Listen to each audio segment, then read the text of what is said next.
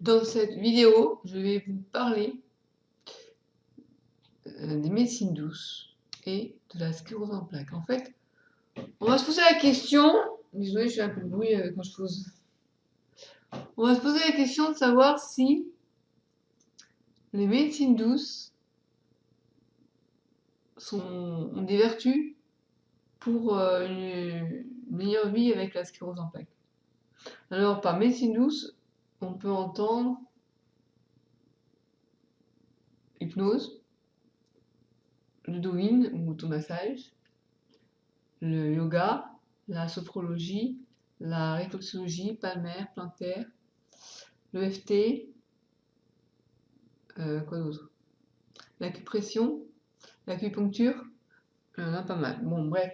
Moi, ce que je dois dire, c'est que je m'y suis intéressée assez rapidement, juste après avoir été diagnostiquée, enfin juste après, rapidement après avoir été diagnostiquée, eh bien, j'ai eu la chance de découvrir la réflexologie plantaire lors d'un salon de médecine douce qui était proposé près de Montpellier par une association qui parle sur une maladie rare des enfants. Et quand j'ai découvert le bien-être que ça procurait, j'ai tout de suite signé pour 10 séances. Ça devait être autour de 50 € la séance. Alors il y en a qui sont rebutés un peu en disant ouais mais c'est cher. Honnêtement, c'est pas.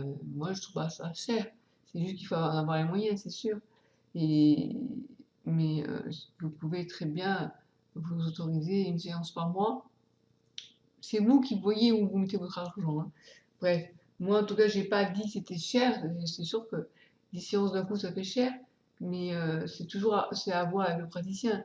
Il peut toujours vous proposer des facilités de paiement. En tout cas, c'est pas l'argent qui doit vous empêcher d'essayer et ouais, de vivre ça.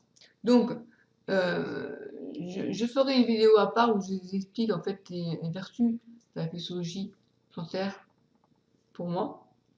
Mais ce que je peux vous dire, c'est qu'il y a une étude qui a été faite où ils décrivent en fait, ils démontrent le bénéfice au niveau de la spasticité, la fatigue et puis je sais plus, faudrait que je retrouve.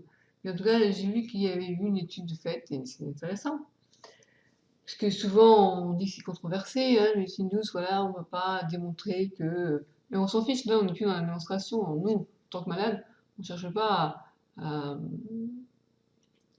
on ne va pas dire, ah non, je vais pas essayer ça tant qu'on va pas démontrer que ça allait marcher. Quand on nous donne un traitement de fond, il y a eu des études scientifiques qui ont été établies, bien sûr, mais ça ne garantit pas que pour nous, ça va être efficace. Donc, bref, donc, vous, qu'est-ce que vous en pensez?